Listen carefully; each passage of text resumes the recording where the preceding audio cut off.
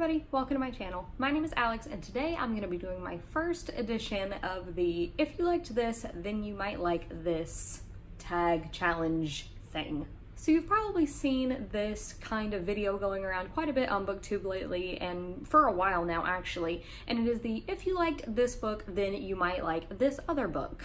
So I have 6 different matchups that I'm going to be talking about today, so hopefully if I talk about a book that you have really enjoyed, then you will find another new favorite in this video. If you are new here and you're not already, please make sure to hit the subscribe button down below as well as the bell icon so that you never miss out on any of my content. So without further ado, let's get started. So for my first pairing, if you enjoyed Ask Again Yes by Mary Beth Keane, I think you will also enjoy Commonwealth by Ann Patchett. Both of these stories are adult literary fiction novels that are very, very character-driven and heavy on the family element. Now, Ask Again Yes has been going through the book sphere quite a bit lately. This one follows 2 different families starting way back in the 1970s. You get to experience this one event that really drastically affects them both, and you get to follow them and their children up through today's time period and see how this event affects them. Commonwealth has a lot of the same elements of Ask Again Yes. You get to follow 2 different families who come together. In Commonwealth, it's because of a relationship, and you get to see over 5 different decades how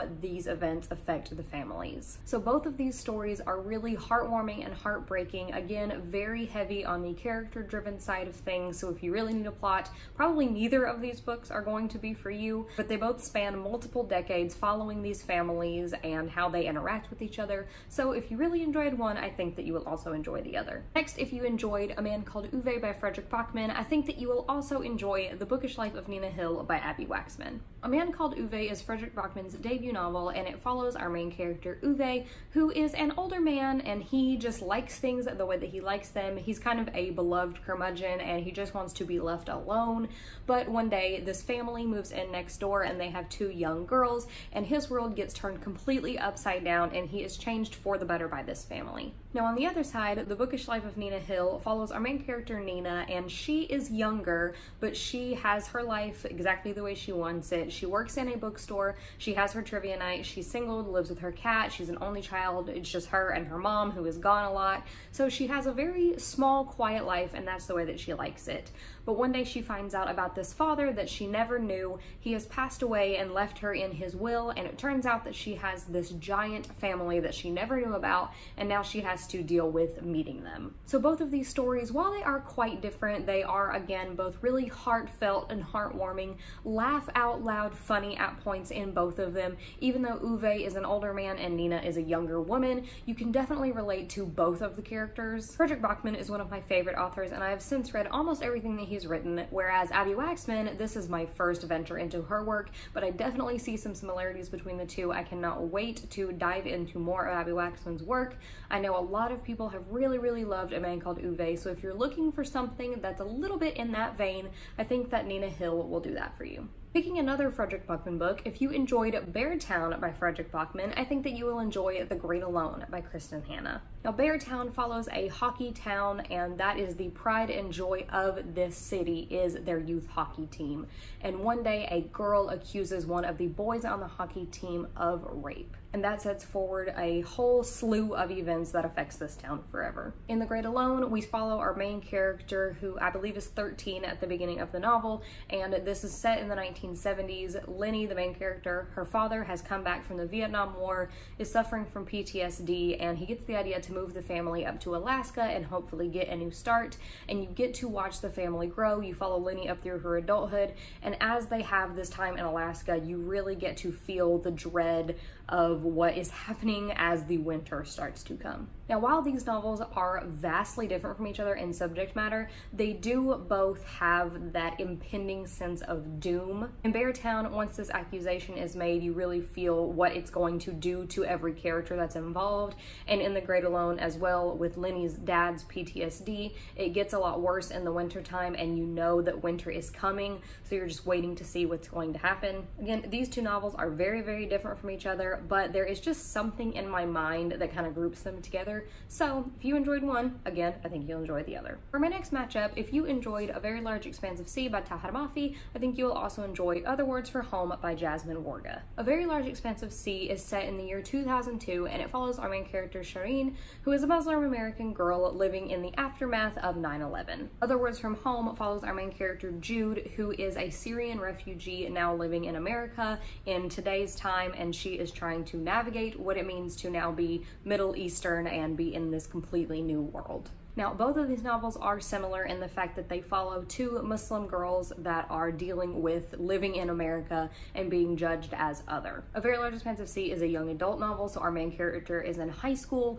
whereas Other Words from Home is a middle grade, so our main character is in middle school. One thing that I really appreciated about both of these two novels is, yes, they do have a lot of political commentary, and it's very important to discuss the topics that they are bringing up, but I appreciated that both novels placed something else within the characters that sets them apart, and that so we don't get bogged down by all the heavy political talk. In A Very Large Expanse of Sea, Shireen really loves to breakdance, and I thought that that element was done very well. And in Other Words from Home, we hear a lot about Jude having a crush on a boy and auditioning for her school play. So these characters don't get lost in their identities of just being Muslim. They are really fleshed out, and they're their own characters in their own right. They're both very strong and beautiful and unique young women that I think everybody should read about. So if you have read one, please go and read the other. Next, if you have read The Curious Incident of the Dog in the Nighttime by Mark Haddon, I think you would also enjoy Flowers for Algernon by Daniel Keyes. The Curious Incident of the Dog in the Nighttime follows our main character, 15-year-old Christopher, and I don't think that a label is put on him in the novel, but it is apparent that he has autism or Asperger's or something along those lines. The novel starts out when Christopher's neighbor's dog is killed, and Christopher is trying to go on a journey to figure out what happened to the dog. Flowers for Algernon, on the other hand, follows our main character, Charlie, who has been born with a very low IQ,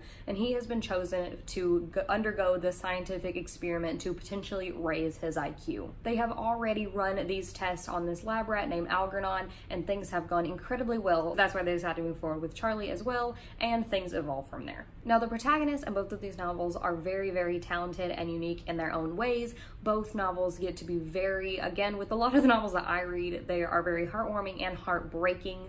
I also appreciated that both of these novels are told in their own unique ways, I think, to kind of mimic the way that the characters think, which was really interesting to me. So if you're looking for something that's a little bit outside of the normal prose that you might read, both of these are good options. And my last matchup, if you enjoy the Nevermore series by Jessica Townsend, I think that you will also enjoy the Magisterium series by Holly Black and Cassandra Clare. Now, Nevermore is a middle grade series that follows our main character, Morgan Crow, and she has been told her entire life that she is cursed. She is the one responsible for every bad thing that happens in her town, and she has been told that on her 11th birthday, she will die. But on the eve of her 11th birthday, this man called Jupiter North comes and swoops her away to Nevermore, where she will live, and chaos ensues from there. Magisterium follows our main character, Callum Hunt, who for his whole life has been told by his father to do anything he can to not be placed into the Magisterium, which is a magical school. Cal's father wants him to have absolutely nothing to do with magic. He thinks that it is just the worst thing that can possibly happen.